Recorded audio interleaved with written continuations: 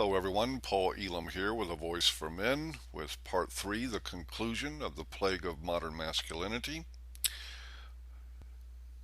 And we'll begin with an old expression: meet the new boss, same as the old boss. They say there's nothing new under the sun. History infers wisdom in those words. We can see with proper discernment that the women's movement was not really a new era for women at all. They simply changed workplaces from inside the home to outside. It is, on close inspection, just women and men practicing their biological strategies in a highly successful manner. So successfully, in fact, that it is rendering large portions of the male population even more expendable. So expendable, in fact, that we are now creating reasons to get rid of them. It was destined to happen once male control of the environment made it safe enough for women to start acquiring power and resources outside the traditional and protected realm of the home. That is why you see feminism with its strongest foothold in industrialized nations founded on the rule of law.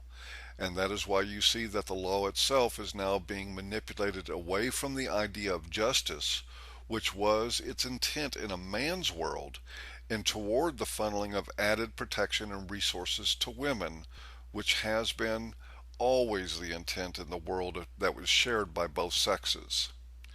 It is not the pursuit of equality or the love of egalitarian values that has led to feminist governance, but pure blind human biology practiced in the same way that it was on the plains of Africa a million years ago. And the stunning successes of men making all manner of advances since then has now begun to take us out of the picture. Quite simply, men have worked themselves out of a job. As noted earlier, we have already begun to disappear from the ranks of the employed and the educated, and the government is actually adopting policies to accelerate that process. It doesn't take a conspiracy nut to understand that this will eventually become a disappearance from the planet. In practical terms, there are not near as many men needed proportionally as there once was. The ones that remain will be increasingly of lower status and will be subject to ever more draconian control. But of course, there is one factor that will turn the tide before it's over. It is the instinct for survival. It is the only instinct stronger than that of sex, and it has already begun to show signs of emerging. We call it the men's movement, MRAs, MGTOW, and the like. We are the evidence that men transcending biology is possible, proof that there actually can be something new under the sun. And we are growing rapidly because more and more men are beginning to see misandry for what it is: a loaded gun pointed directly at their heads and at the heads of our sons. Unlike feminism, which is simply a normal functioning part of the female sex role advanced to destructive levels, masculism is the exact polar opposite. This is the first time in human history that men are organizing to overcome their biological mandate and to reverse the flow of survival power back to the world of men. And while our ranks contain many who are misinformed and who in fact unwittingly play into the wrong agendas with support of chivalry and traditionalism, those notions are becoming increasingly unpopular and more commonly attacked on philosophical grounds. The men's movement is starting to get it. And this is precisely the battle we need to fight. Not with women and not with feminists of either sex, but with the aspects of masculinity that are leading to our destruction because they are now outmoded, archaic, and self-defeating. What remains of chivalry is better described as toxic waste in the water supply. And just as we depart from the old definitions of masculinity, we must do the same with chivalry. In fact, it's dependent on it. It may have once been a code of honor used by alphas to control other men, but in the modern world we all know that chivalry has but one meaning: female privilege. And so now we can call it by many more modern and more appropriate names: VAWA, primary aggressor laws; Title IX, rape shield laws; Title 4D, family court, prosecution on false accusations, media bias against men, or, if you prefer the short and simple version, misandry. Now, as previously noted, the men's movement is a unique and literally unprecedented phenomena. It will bring with it some other firsts. One of them is the socio-sexual warrior, and I refer to him for the purpose of this discourse as the Zeta male.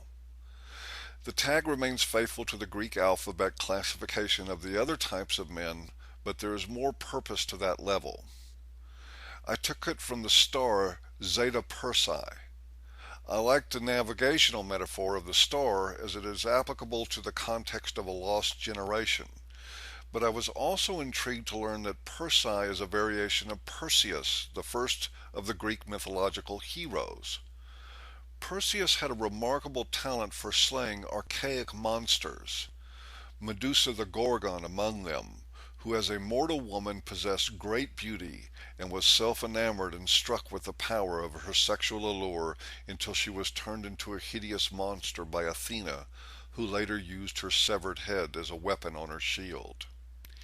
In 1940, an article by Sigmund Freud was posthumously published entitled Medusa's Head, Das Medusenhaupt, in which he postulated that Medusa represented castration in a child's mind related to discovered and denied maternal sexuality. Even more interesting is that in modern times, feminists from Women, a Journal of Liberation, 1978, adopted and reinterpreted the image of Medusa as representative of women's rage, and it served as a binding symbol of feminist solidarity.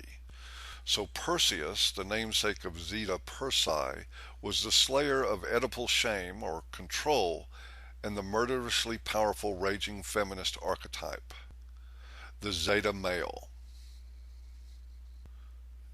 This classification of male is new because this is a male that until recent times was never needed and indeed was never here. He is emergent and unpolished and struggling to find his legs, but in doing so, thanks to the fertile, safe ground provided by, of all things, other emerging Zetas on the internet, he has no allegiance to tradition, nostalgia for the past, and in fact is charged with plotting a new course. He cannot be shamed into control or intimidated into silence or seduced into capitulation.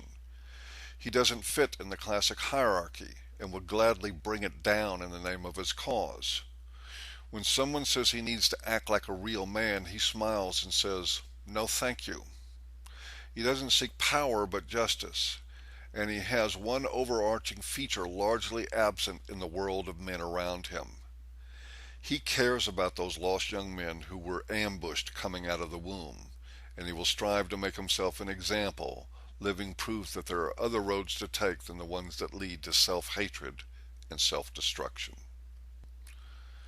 And that concludes part 3 of this series. And I do hope you've enjoyed, and we'll see you next time.